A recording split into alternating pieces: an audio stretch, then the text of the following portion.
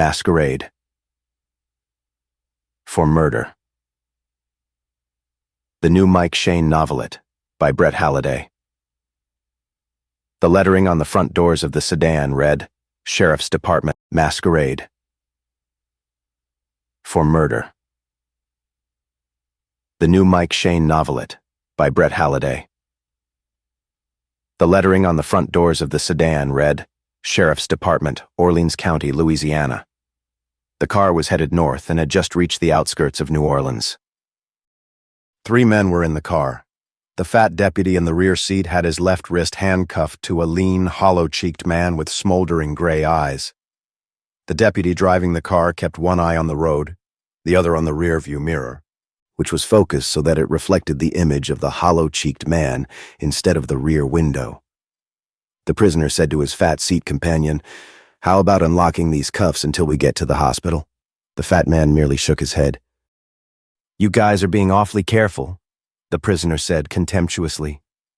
"Think I'd try to jump from a moving car?" The driver said, "You might. You're crazy enough to try anything." The hollow-cheeked man stiffened. "Don't call me that," he said in a flat voice. "Why not?" the driver inquired. "You didn't object to being called crazy during the trial." An insane killer, a diffident semi-client, and a blonde in a halter. No wonder Mike had to play it warily. The fat deputy in back said, "You ought to be glad you're nuts. If you weren't, you'd be heading for the hot seat instead of to the mental hospital." The prisoner's eyes blazed briefly before he hooded them over. Then he relaxed against the back of the seat and feigned indifference. "Have your fun," he said. "Someday I'll get out and look you two up." The fat man said dryly, "He's adding us to his list now, George. How many's that make he's going to kill?" "I lost track," the driver said. "The judge, the prosecuting attorney, the jurors, a couple of cops and that reporter. He's going to be a busy little bee if he ever does get out."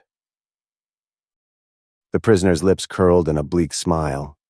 His left hand dropped to his lap, and his thumb hooked inside his belt to caress a thin strip of metal concealed beneath it and supported by 2 of his trouser loops. Originally, the strip of metal had been a spoon handle. Painstaking hours of honing it against the stone sill of his cell window had converted it into a razor-edged blade with a point tapering to needle sharpness. When the fat man glanced sidewise at him, the prisoner's hand raised and casually dipped into his inside breast pocket for a cigarette. The deputy flicked a lighter aflame for him. They were well out of town now, and the houses were few and widely separated, for the land on either side of the road was swampy. After 2 drags on his cigarette, the prisoner flipped it out the window and dropped his hand to his lap again. At that moment, the driver slowed for a stop intersection with another highway ahead. The thin blade glittered as it flashed upward and sank into the fat deputy's heart.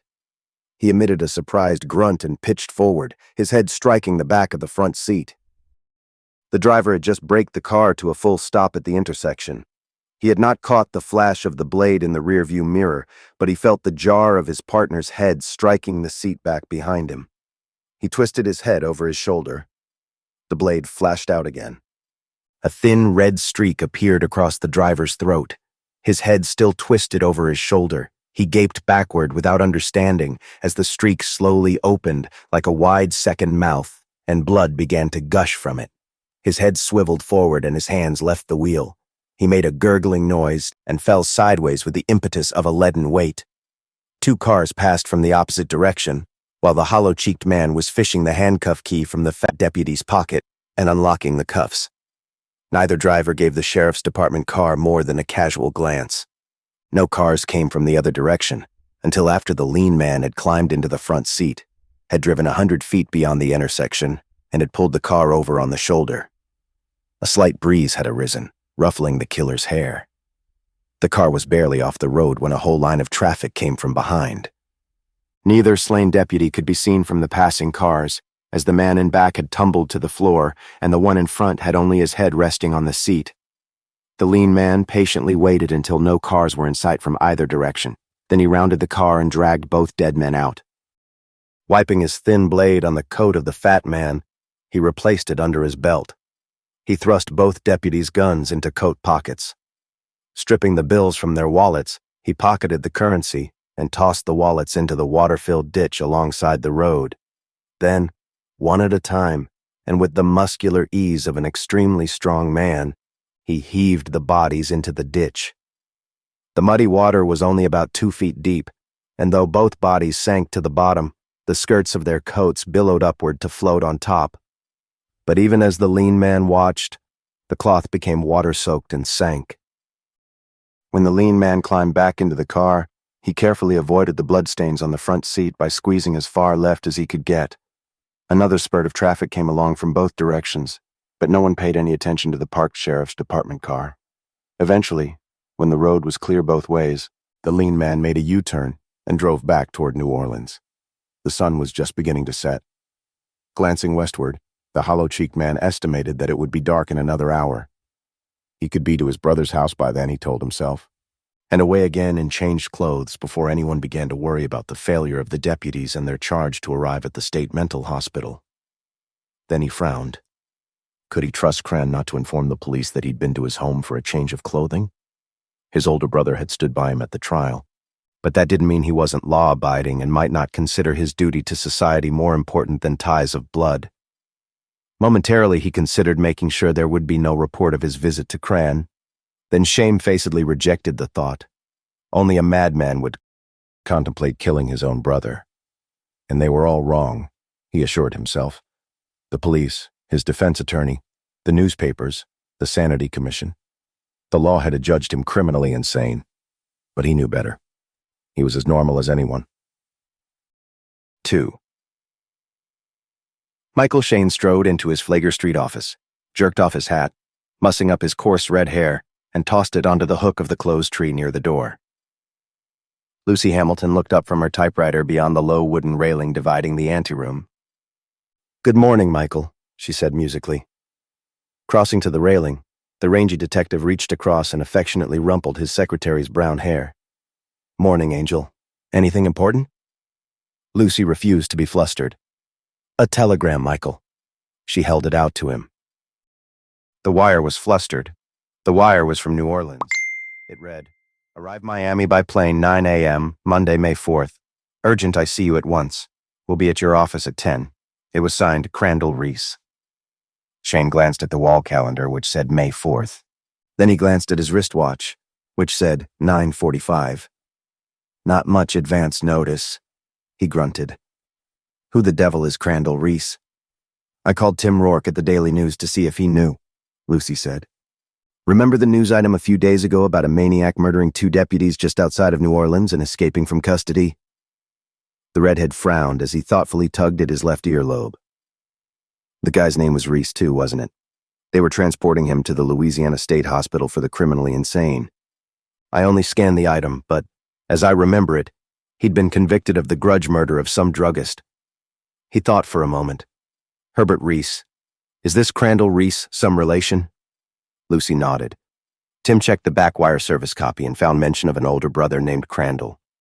"I had Tim give me a resume of the case over the phone.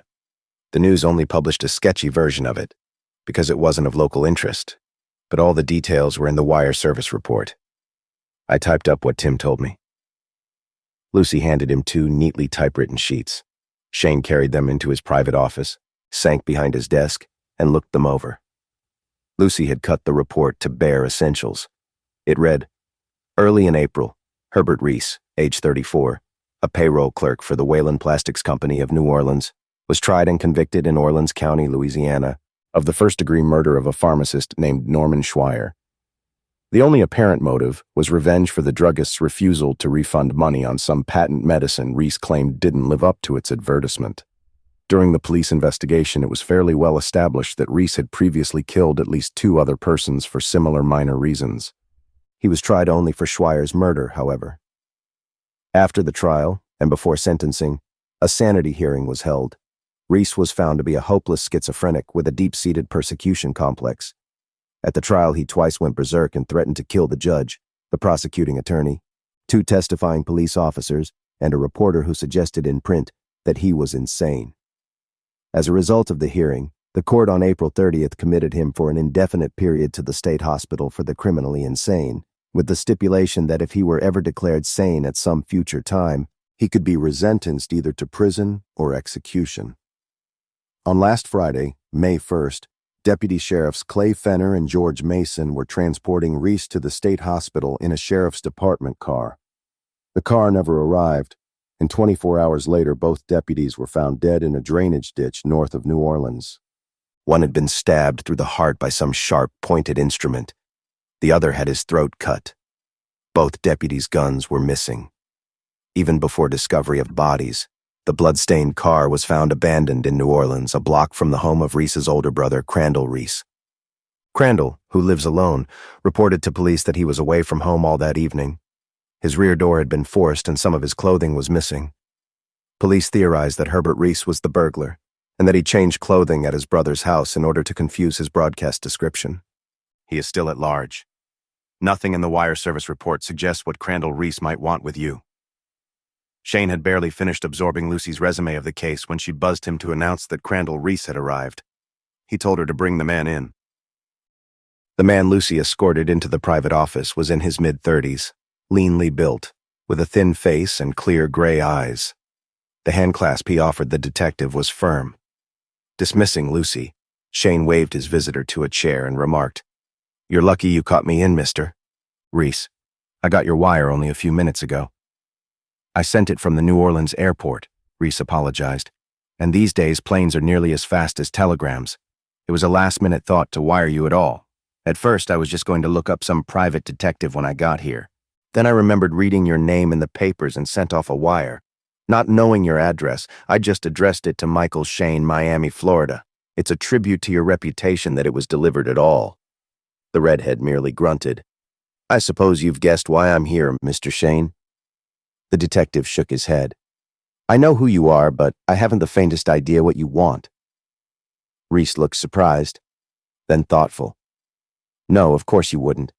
I'm so upset over Herb. I'm not thinking clearly. It wasn't in the papers about Uncle Norbert." "Who?" "Norbert Whalen. He's our mother's brother, also our employer, incidentally. I'm in charge of the payroll department for Whalen Plastics, and Herb was a clerk in my department. You're familiar with Herb's case?" "Only the bare details." "Well, you know he threatened to kill a number of people if he escaped." The redhead nodded. "About 17, wasn't it? 18.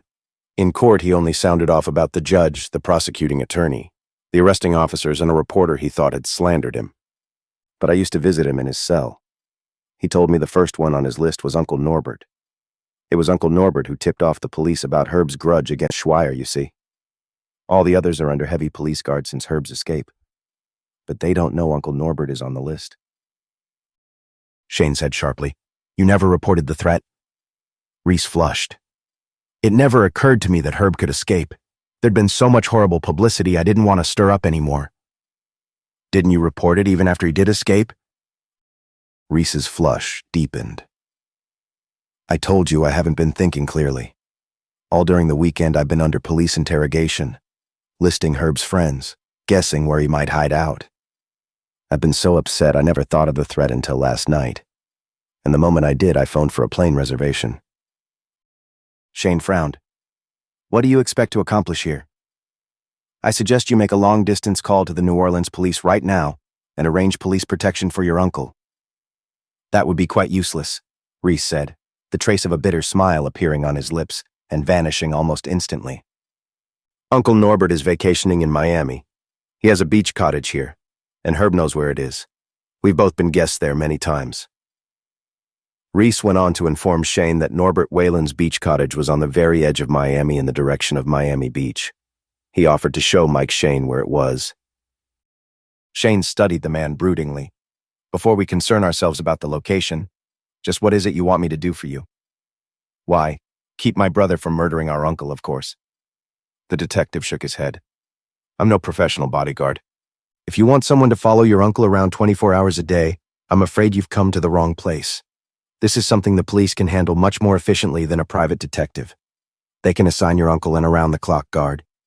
They can also set up roadblocks to stop your brother before he gets here, if he's actually headed this way. You don't understand, Mr. Shane. I can't possibly go to the police." Shane frowned at him. "Why not? Nobody but me knows Herb threatened to kill Uncle Norbert. My brother is completely insane. If I set the police on him, he'd add me to his list of intended victims." Shane said dryly, The police would furnish you a guard too. Reese considered this, then shook his head. It isn't just fear of Herb, Mr. Shane. As mad as he is, Herb still looks up to me as his older brother. I'm the only important reality contact he has in the world of fantasy he lives in. Eventually he'll be caught, of course, and in the hospital he'll get shock treatments and psychiatric help. I talked to the doctors at the time of his sanity hearing. They told me that as long as he maintains contact with reality through at least one person he trusts, there's at least a bare hope for his eventual cure. I can't destroy that hope. Kind of a forlorn hope, isn't it? Shane said sardonically. Didn't the court stipulate that if he's ever declared sane, he'll be sentenced as a criminal? I'll have to take that chance. Judicial clemency is sometimes extended if absolute insanity can be proved at the time of the crime. Before you give me a definite no, will you at least drive out to Uncle Norbert's with me, where the three of us can talk over what to do? The redhead tugged at his left earlobe. I'm willing to talk to your uncle, he finally agreed. But only to warn him against your brother and advise him to ask for police protection. Reese stood up with a relieved expression on his face. I knew you wouldn't let me down, Mr. Shane. I rented a car at the airport. I can drive us out to the cottage.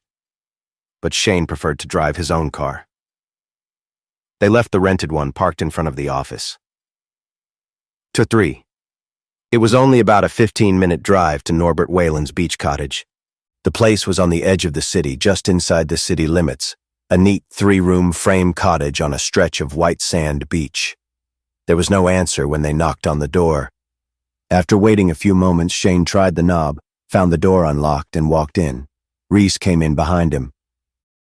There was a front room, kitchen, and bedroom. No one was in any of them. Checking the bedroom last, Shane noted that one of the 2 dresser tops contained an assortment of facial creams, powders, perfumes, and other feminine beauty aids. Apparently has his wife with him, the detective commented. Reese flushed. In a different voice, he said, Uncle Norbert's wife has been dead for some years. Oh? Shane said with raised eyebrows. Then he grinned. Seems Uncle Norbert hasn't been dead. Walking outside again, they rounded the cottage and looked down toward the beach. A beach umbrella was stuck in the sand a few yards from the water's edge, and in its shade they could see a stout man in bathing trunks lying on his back. That must be Uncle Norbert, Reese said. It was a good 50 yards down to the umbrella. Part of the distance was soft sand into which their feet sank an inch or two, but as they neared the water it hardened, so that their feet made no impression. The figure didn't stir as they neared. Reese said, He must be asleep. Shane didn't answer, but his eyes narrowed as he caught the glint of metal on the prone figure's chest at a point directly over the heart. Ducking under the edge of the beach umbrella, he leaned over for a closer look. Norbert Whalen's eyes were wide open. He was a man of about 55, once powerfully built, but now thick through the waist and flabby through the upper arms. The glittering object Shane had noted was the end of a thin strip of metal buried in his heart. It looked like a slim knife blade with no hilt. Peering over the redhead's shoulder, Reese said, My God, he's dead. Straightening, Shane said in a biting tone, Thanks to your brotherly consideration, you gave your brother 4 days to get here by not telling the police what you knew. Reese gave him a sticking look. The doctors were so emphatic in insisting that keeping Herb's faith in me was important, he said faintly. More important than your uncle's life? The detective said harshly. I didn't realize. Reese avoided Shane's accusing eyes, his voice trailing off. Ignoring him, Shane studied the immediate surroundings. The sand around the umbrella was too hard-packed by the daily tide to show footprints. Farther back toward the cottage, it was too loose to show more than the formless imprints of where people had stepped. Angrily, the redhead turned and strode back across the sand to the cottage. Reese had to trot to keep up, and the jogging up and down pace made him look a little ludicrous. A red Lincoln convertible came down the narrow lane leading to the highway just as they reached the cottage. When it stopped alongside the building, a blonde of about 30 got out. She had a round, lovely face, unmarred by any expression whatever, and an equally lovely body. She was deeply tanned, and most of her tan was in evidence, for she wore only brief yellow shorts and a slim yellow halter, which exposed as much of her torso as beach regulations could overlook. Examining Shane from sultry eyes, she said, "Yes?" "About what I was going to ask you," the redhead said. "Who are you?" "Mr. Whalen's secretary, Pamela Crane. I think Mr. Whalen is down on the beach if you're looking for him." "We found him," Shane said dryly. He glanced at Reese, who was staring at the woman in amazement. "What's the matter?" the redhead asked. Reese said, "Uncle Norbert's secretary is a woman about 50 years old named Miss Murdoch." Pamela Crane gave him a brief examination and dismissed him. With a charming smile, she said to Shane, "I'm only his vacation secretary. Who are you?" "My name's Michael Shane." The woman's eyes widened. "The private detective? Of course. I've seen your picture many times." Then she frowned. "What are you after? Norby's not married, and neither am I." She didn't impress Shane as the type of woman who needed to have news broken gently. "Norby's dead," he said bluntly. "Let's go inside. I fee." As Shane had expected, Pamela Crane was not easily shocked. Beside a slight widening of her eyes, she gave no indication of emotion. Quietly, she led the way into the house. Then she turned to face Shane. "A heart attack?" she inquired. Shane shook his head. "He was stabbed to death." Glancing about the room, he spotted a phone in one corner and went to it. He dialed police headquarters and asked for Chief Will Gentry. When the chief's stolid voice said, "Hello," Shane said in a clipped tone, "Mike Shane, Will. I'm out at the beach cottage of a man named Norbert Whalen. He's been murdered." He gave directions for getting there. "Be right out," Gentry said. "Any details?" Shane said, "Been reading in the papers about that homicidal nut Herbert Reese in New Orleans?" "Sure," Gentry said. "Not just in the papers. We got a want, and his mugshot from New Orleans." "Then you'd better spread the net for him. He seems to be in this area." "Huh?" Gentry said. "You think he killed this guy?" The dead man was his uncle, and Reese threatened to get him. "I have Reese's older brother here with me." Shane's gaze flicked to Pamela Crane, and he added, "Whalen's vacation secretary, too." "His what?" Gentry asked. "You'll understand when you meet her," Shane said. "Don't let anyone there leave," Gentry ordered. "I'll be on my way soon as I get out in all points on Herbert Reese." When the detective hung up, Pamela said, "Norby's nephew killed him, mister." "Shane? The crazy one?" "Looks like it," the redhead said. She shivered slightly. "We saw about his escape in the papers, but Norby never expected him to show up here, so far from New Orleans." She shivered again. "Just think. He might have killed me too, if I'd been here when he arrived." "How long have you been gone?" Shane asked. "All morning. I drove off about 8. Norby was alive then. He was just getting ready to go down to the beach." Crandall Reese said a little hesitantly, "I brought along a photograph of Herb, Mr. Shane, if that will help. It's only about a year old." He drew a 3x5 photograph from his pocket and handed it to the detective. It was that of a thin, hollow-cheeked man with a remarkable resemblance to Crandall Reese. They almost might have been twins, except for a difference of expression. The man in the photograph wore a sullen, withdrawn look, and his partly hooded eyes seemed to smolder with resentment at the world. "Looks a lot like you," Shane commented. "We're only a year apart," Reese said. "Almost identical height and weight." Shane put the picture in his pocket. Will Gentry arrived in a car driven by a uniformed policeman and trailed by another car containing a photographer, lab man, and a medic. After grunting acknowledgments to his introductions to Crandall Reese and Pamela Crane, the chief said to Shane, "Where's the body?" Shane led the way down to the beach umbrella. Gentry instructed the uniformed officer to stay in the cottage with Reese and Pamela, took the photographer, lab man, and medic along with him. After looking over the scene at the beach umbrella without touching anything, the chief issued instructions to his assistants and returned to the cottage with Shane. "Too hot to stand out in this sun," Gentry said as they walked back toward the cottage. He mopped his brow with a large handkerchief. "Looks pretty open and shut, huh, Mike?" Shane shrugged. "You can never tell." Maybe somebody just took advantage of all the publicity about Reese and rigged it to look as though Wayland's maniac nephew killed him. Gentry frowned. Don't start complicating a nice simple case, Mike. It's too hot to work very hard. Despite this remark, which was self-libel anyway, because Will Gentry never shunned work regardless of the temperature, Shane's suggestion seemed to start a train of thought in the police chief's mind. The moment they re-entered the cottage, he said to Reese, "Your uncle have any enemies aside from your brother?" Reese looked at him in surprise. "Not that I know of. Why?" "Shane thinks this looks too easy. He likes me to earn my pay the hard, complicated way. Somebody could have taken advantage of all the publicity about your brother to kill your uncle and let your brother take the blame." "That's hardly likely," Reese said reasonably. "Herb's bound to be caught eventually. If he turns up somewhere far from here, and it's established that he's never been in Miami, that plot would fall flat on its face. No smart killer would take that chance." Gentry looked at Reese with sudden respect.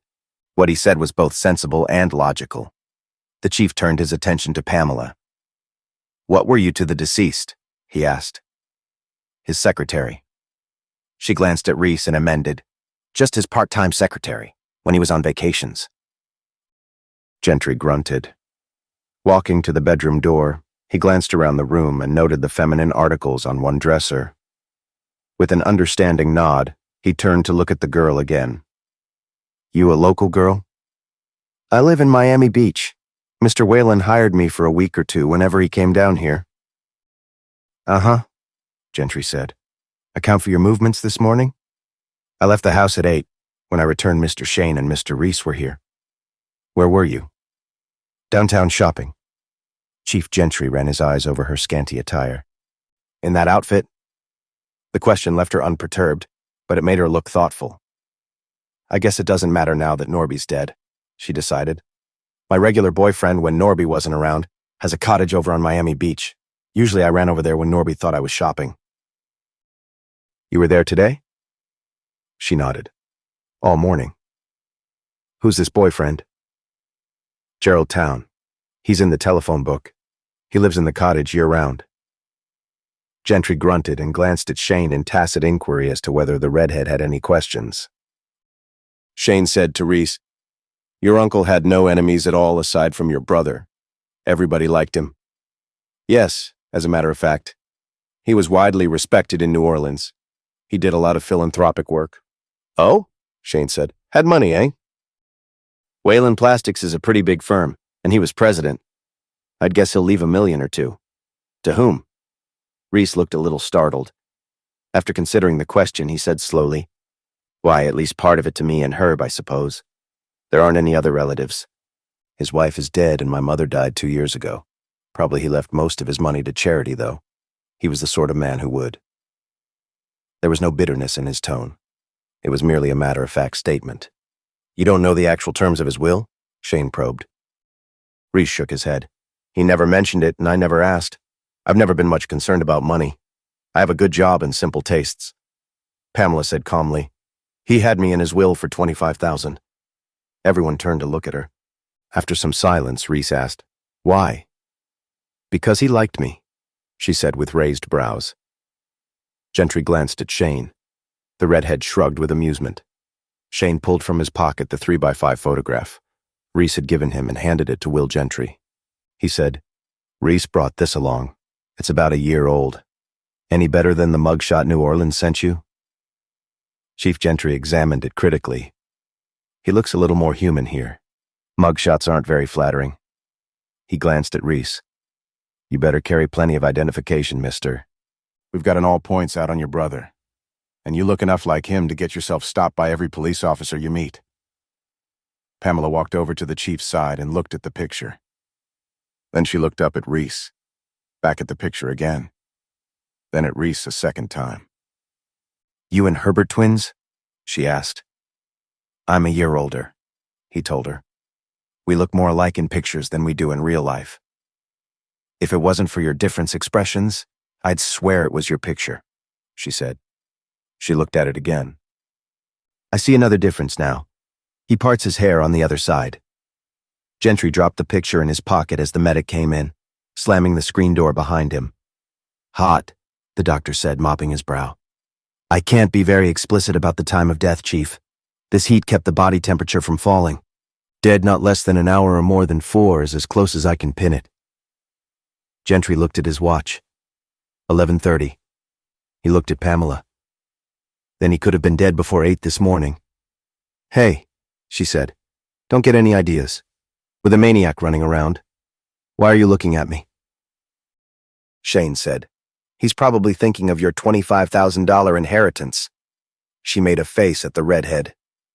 The medic handed Gentry the thin strip of metal which had been protruding from the dead man's chest. "Hawkins told me to give you this. No fingerprints," he said. The pointed end of the implement was stained with dried blood. Chief Gentry gingerly turned it over in his hands. "Looks like a honed-down spoon handle," he said. Then he examined it more closely. "You can just make out some lettering." He handed it to Shane. "What is that, Mike?" "Your eyes are better than mine." Shane carried it over to the door for better light. Almost honed away, barely discernible, were the letters, Lean's Coop. "Looks like part of Orleans County," Shane said. "Probably a piece of cutlery from the county jail. Reese must have palmed a spoon and made this weapon out of it. It fits the description of the thing that killed those deputies." He handed it back to Gentry. The photographer stuck his head in the door and said, "All finished, Chief. Hawkins said to tell you he didn't find a thing." Gentry gave him a dismissing nod. He said to the uniformed policeman, "I'll ride back with Mike. You stick around until the morgue boys come for the body." Then he turned to Pamela. "I'll want to get in touch with you again. Will you be here or your regular address?" "My regular one, I guess." "What's that?" She considered the question before saying reluctantly, "My boyfriend's cottage at Miami Beach." If there had been any doubt about the commercial relationship between Pamela and the dead man, her answer dispelled it. Crandall Reese frowned. Shane wondered what kind of man Gerald Town was, that he could callously allow his beautiful girlfriend to move out periodically and move in with another man for financial gain. Gentry growled, "I'll want to talk to your boyfriend too. Tell him to be available." V. Shane drove Chief Gentry and Reese to police headquarters. They settled in the chief's office, where Gentry questioned Reese exhaustively about his brother's tastes and habits, with the idea of possibly simplifying the search for the suspect. Gentry wanted to know the type of bar Herbert Reese was likely to frequent, if any, and other kinds of places he might go for amusement, or to pass the time. The answers weren't very satisfactory. What they boiled down to was that Herbert Reese was the sort of introvert who preferred his own company. His brother's opinion was that he wouldn't seek any public place of amusement, but probably would merely hole up in some room. "He probably has money enough to last for a time without work," he said. "He robbed those deputies of a couple of $100. "What's he do when he does work?" Gentry asked. "He was a clerk in my department at Wayland. Payrolls." Gentry grunted. "In my opinion, your brother is the answer to this, Mr. Reese. But we have to cover all angles. Who is your uncle's lawyer?" "Why, Bacon and Hedges in New Orleans, I suppose. There are firm lawyers. Why?" "I want to know what was in that will. I guess that's all for now." "Where are you staying, Mr. Reese?" Reese said, "I haven't registered anywhere yet. I went straight to Mr. Shane's office from the plane. I'll probably put up at the rector." "I'll be in touch. Want a police guard?" Reese considered, then shook his head. "I don't think Herb would harm me. Besides, he doesn't know I'm in town." Shane drove back to his office, taking Reese along, as the man's rented car was parked there. As they climbed out of the car, Reese said, "I'll be at the rector if you want to reach me, Mr. Shane." "Reach you for what?" the redhead inquired. "You haven't engaged me for anything." Reese flushed slightly. "Well, then I guess I owe you something for your time. My secretary will send you a bill if you do," Shane said dryly. He smiled without warmth and walked across the pavement to the building housing his office. Perhaps he was being unjust, but he couldn't help holding Reese partly responsible for the tragedy on the beach. He got a surprise when he walked into the office anteroom. Pamela Crane, her brief shorts and halter changed for a clinging cotton print, was waiting there. Lucy said primly, "This lady is waiting to see you. She wouldn't say what she wants." Shane tossed his hat onto the clothes tree. Come on in, he said to Pamela, and strode toward his private office. As he held the door for Pamela to enter, Shane caught the expression on Lucy's face. It wasn't exactly disapproving, but it wasn't approving either. It was the estimating look one attractive woman frequently gives another, comparing the rival's assets to her own. Shane grinned at Lucy and she blushed, realizing he had caught the expression. When they were both seated in the inner office, the redhead asked, "What can I do for you, Pamela?" The blonde crossed her legs, casually adjusting her skirt to expose both rounded knees. "Do you think my inheritance from Norby will be held up until his murder is solved?" she asked. Shane offered her a cigarette, took one himself, and lighted both with a paper match while he considered the question. "Is that all you wanted to see me about?" he asked finally. Blowing out a thin stream of smoke, she shook her head. "Just the first thing. Isn't there a law that a murderer can't inherit from a victim?" "Yeah," Shane said. "But if you want legal advice, go to a lawyer. Are you confessing the murder?" "Of course not. It just occurred to me that until the case is solved, maybe nobody will be able to inherit. They might hold up my $25,000 just on the off chance that I'm guilty." "It's possible," Shane conceded. "Even probable, if the police tag you as a suspect. Then it would be to my advantage to get the case solved quickly, wouldn't it?" Shane took a drag on his cigarette. "I suppose. Do you know something? I have a theory." An amateur detective, Shane thought resignedly. Pamela hadn't impressed him as the type to have thoughts about much of anything. "Go ahead," he said with forbearance. "Did you notice how much Crandall Reese resembled that picture?" "Yeah," Shane said. "What about it?" "Nobody around here has seen a picture of Crandall Reese. He just said he and his brother resemble each other. Maybe they don't at all." The redhead stared at her for a moment. Finally, he said, "Your theory is that Crandall may actually be his insane brother Herbert, just masquerading as Crandall. Well, the only real difference between the man in the picture and the man who says he is Crandall Reese is their expressions and the way they part their hair. Both are easily changed.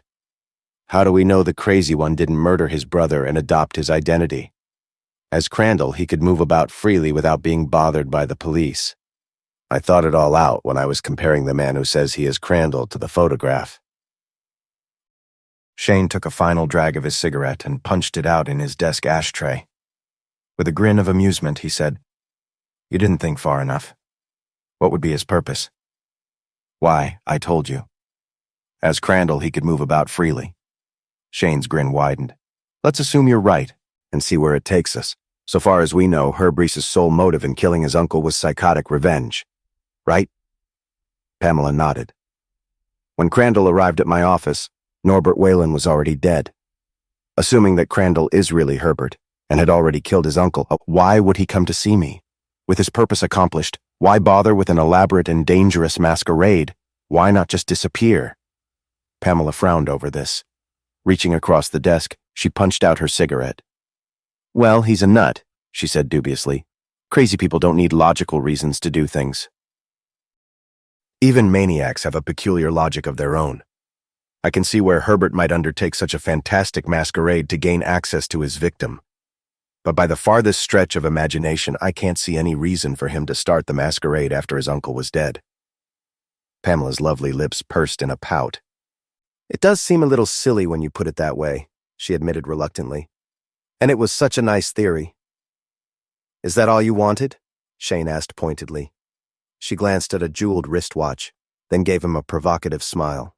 "Just one more thing. It's nearly 1 p.m. "So? You could take me to lunch if you like." The redhead regarded her with mild amusement. "Some other time, maybe," he said with a straight face. "I'm tied up today." "What other time?" she asked, pinning him down. "I'll call you," he said noncommittally. "Not at Gerald's place," she said quickly. "I'd better call you." So Gerald was the jealous type, Shane thought cynically, unless it was strictly a business transaction. Without answering, he stood up and rounded the desk to open the door for her.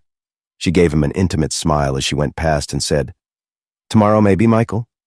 He merely smiled noncommittally. Lucy looked up from her typewriter to regard Pamela thoughtfully. Obviously, she had heard the exchange.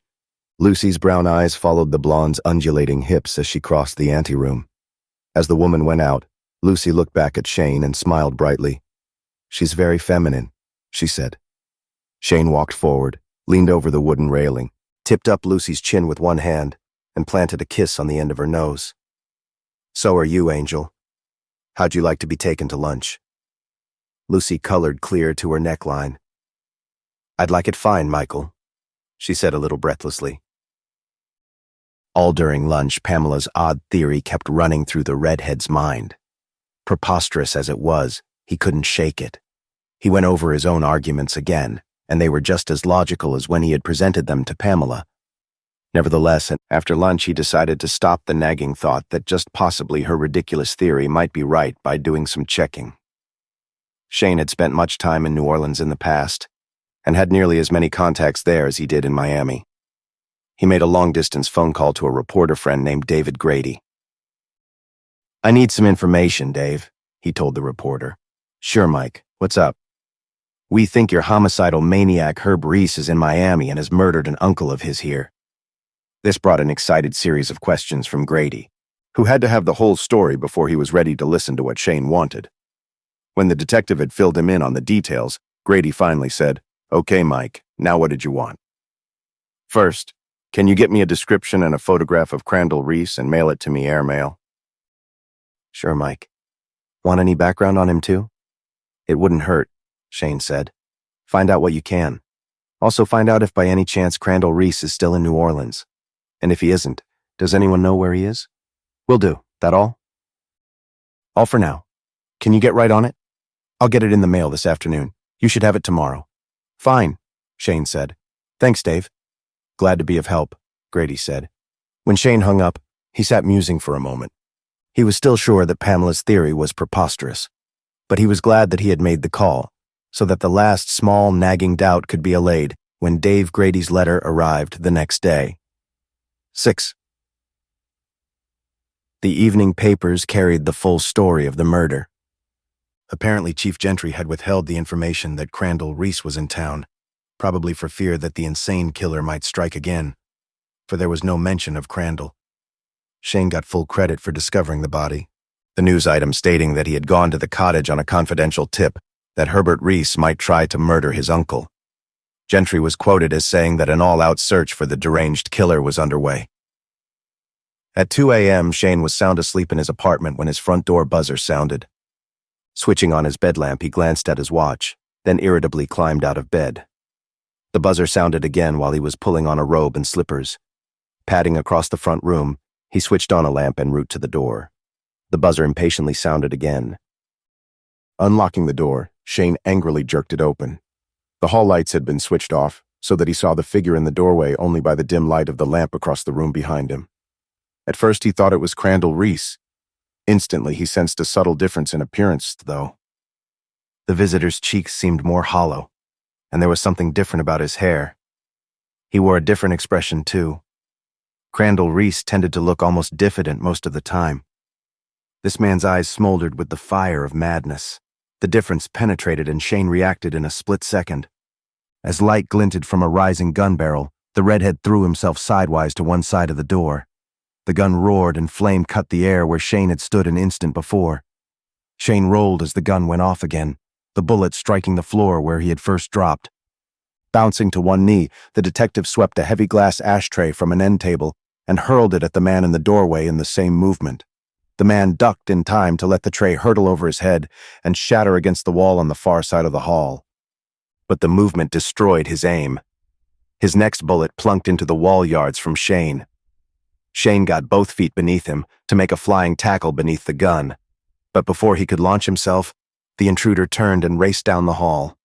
Straightening, the redhead ran to the door and peered after him. The door of the elevator, self-service at this time of night, had been braced open by a stick of wood so that it was immobilized at this floor. As the gunman leaped into the car, he kicked loose the brace and the door slid closed. His face trenched with anger, Shane slammed his door and locked it. As he sourly examined the 2 bullet holes in the wall and the one in the floor, he heard doors open along the hall and frightened voices as his neighbors peered out to inquire cautiously of each other what had happened. Ignoring them, the redhead strode to the phone and dialed police headquarters. "This is Mike Shane," he snapped when the desk man answered. "Herbert Reese just shot up my apartment. If you get the area surrounded immediately, you might catch him.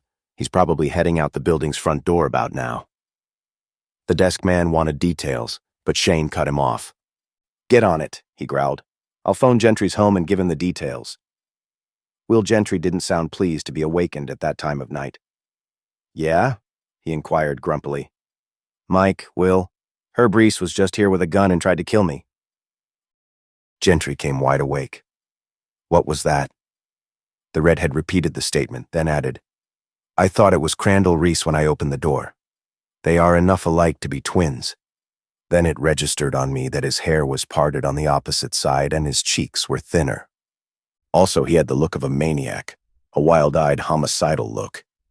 He fired 3 times while I rolled around on the floor dodging bullets. I pitched an ashtray at him, missed, and he ran. I phoned headquarters to seal off the area. Gentry released a long breath. "You live a charmed life, Mike. What do you suppose his grudge against you was?" "Who knows? I suppose he saw in the paper that I was the one who discovered his uncle's body and decided I was butting into his business. He doesn't seem to need much motive to kill." Gentry said, "It's a good thing I didn't tell reporters his brother was with you, or he'd probably be gunning for him too." "Yeah," Shane said. Then he thought of something. "Maybe you'd better get a guard over to the rector anyway, Will. It may have been on the radio that Crandall is in town." "How could it be?" I gave an exclusive by long-distance phone to a New Orleans reporter. The full story would have been in the late afternoon papers in New Orleans. It may have been picked up and put on the air in some network broadcast. "Yeah," Gentry said slowly. "I'll get some boys over to the rector."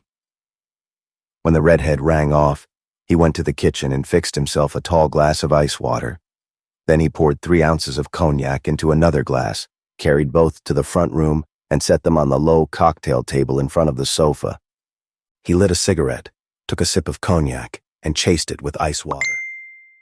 15 minutes later, his drink finished and his cigarette snubbed out. He was getting ready to go back to bed when the phone rang. Lifting the receiver, he said, "Shane speaking." Crandall Reese's voice, pitched high with excitement, said, "Mr. Shane, Herb was just here and tried to kill me." "Where?" Shane rapped. "Are you at the rector?"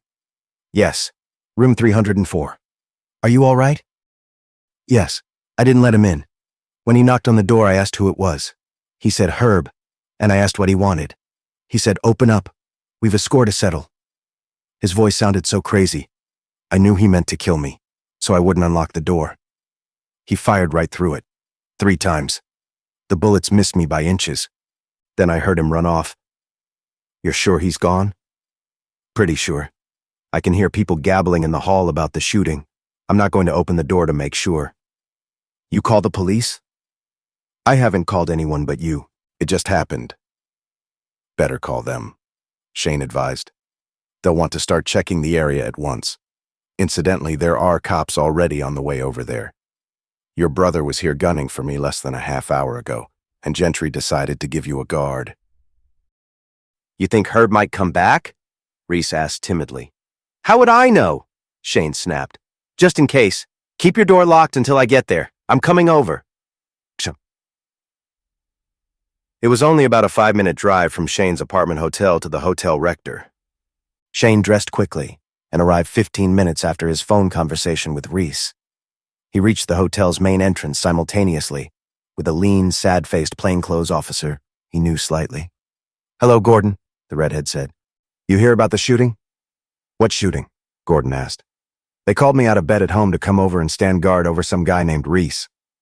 "You're a little late then," Shane said. "While you were on the way, the guy you were supposed to guard him against pumped 3 bullets through his hotel room door." Gordon looked upset. "Reese is all right," Shane assured him. "He has instructions to keep his door locked until I get there." They started into the hotel together, then halted and turned as a radio car screeched to a halt at the curb. 4 uniformed officers tumbled out and made for the door. "Part of the dragnet," Shane said to Gordon. "They're a little late, too." The gunman in charge of the uniform detail brought his men to a halt and looked inquiringly at Gordon. "The area's all surrounded," he said. We're supposed to talk to the victim and search the hotel for the suspect. I'll talk to the victim, Gordon said. We were just going up. You men question the hotel employees. Come on, Shane. As Gordon and Shane crossed the lobby, the sergeant detailed a man to stand at both of the outside doors, then made toward the desk trailed by the fourth officer. Shane and Gordon stepped into an elevator and asked for the third floor. There was quite a crowd surrounding the door to 304. Most were residents of the hotel in pajamas and robes, but two men were fully clothed. One, a thin, bald-headed man with horn-rimmed glasses, Shane guessed to be the night manager. The other, a retired cop named Halloran, whom the redhead had known for years, he knew to be the hotel detective. Both men looked frustrated. Halloran was holding a gun by the barrel in one hand. He had a handkerchief wrapped around the barrel. He gave the newcomers a morose look. "Hi, Mike." "Hello, Gordon. Maybe you guys can talk him into opening up." "What's your trouble?" Gordon asked. "Somebody shot some holes in this guy's door. With this, I guess." He hefted the gun. "At least this was lying on the floor in front of the door when we got here. We can't get him to open up." "You don't use the right technique," Shane said. He rapped on the door and called, "Open up, Reese. It's Shane." Immediately there was the sound of a bolt drawing back, and the door opened. Crandall Reese, in pajamas and a robe, peered out worriedly. He looked relieved when he saw Shane. Halloran looked at Shane with his mouth open.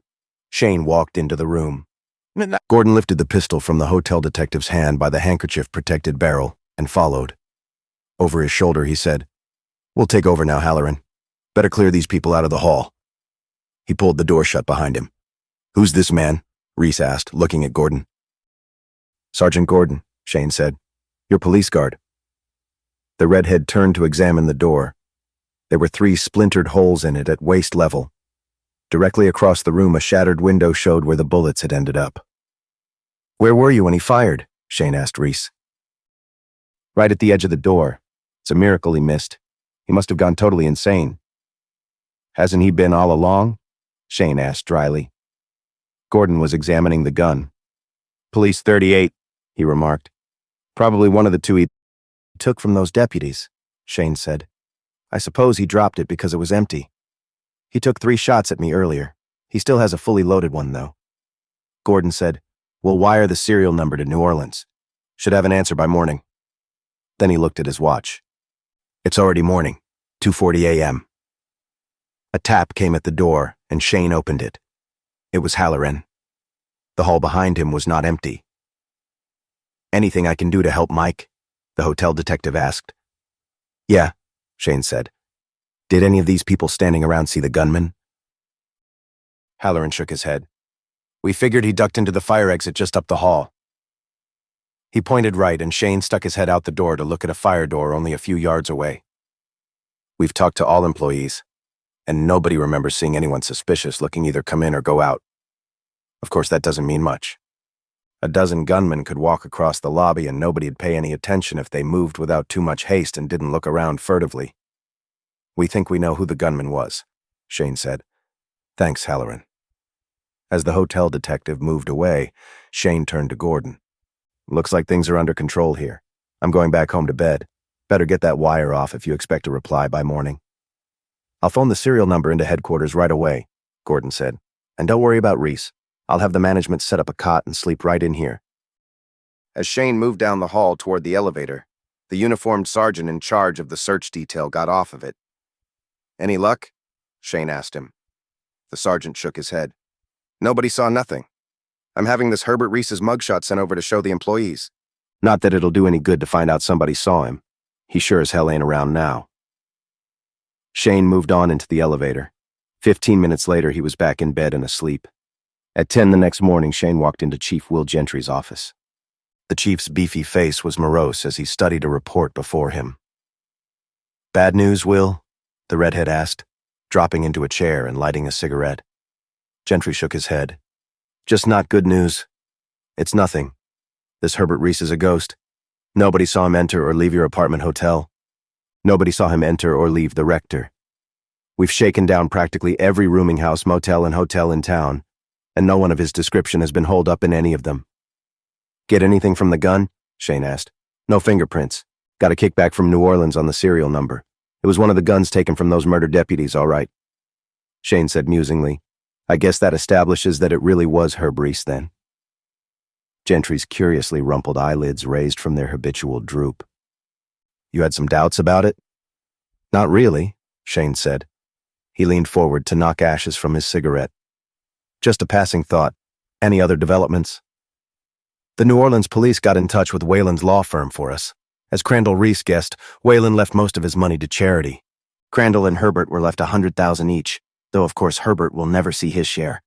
The $25,000 Uncle Norby told Pamela Crane she was going to get must have been a gag. She isn't mentioned in the will. Shane smiled sardonically. She'll love that. Have you heard from Crandall Reese since last night? Sergeant Gordon phoned in a while ago that everything was quiet. Crandall's catching a plane back to New Orleans this evening. He's having his uncle's body shipped back there for the funeral when the coroner releases it. Did the autopsy pin down the time of death any closer? A little, Gentry said. If Pamela told us the truth. She says they had breakfast together just before she left at 8. By examining the stomach contents, they figure from the stage of digestion that he died between 9 and 11. Which clears her, unless her boyfriend is lying to cover her. It's a full half-hour drive from Whalen's cottage to Gerald Towns over at Miami Beach, and he says she was with him from 8:30 to 11. Shane punched out his cigarette and stood up. Looks as though you've covered all the angles, Will. And it all boils down to the simple case it started out to be. I guess the only problem is to find Herbert Reese. Yeah, Gentry said sourly. So far, the police of 6 states haven't had much luck at that. He does seem to be able to stay out of sight pretty well, Shane said. It's 900 miles from here to New Orleans, and he made it without even a rumor that he'd been seen anywhere en route. Maybe he's using a disguise. He wasn't wearing one when you saw him last night, was he? Shane shook his head. He looked just like his picture. He moved to the door. Let me know if anything more develops, Will. Sure, the chief said morosely. If I'm still chief. If we don't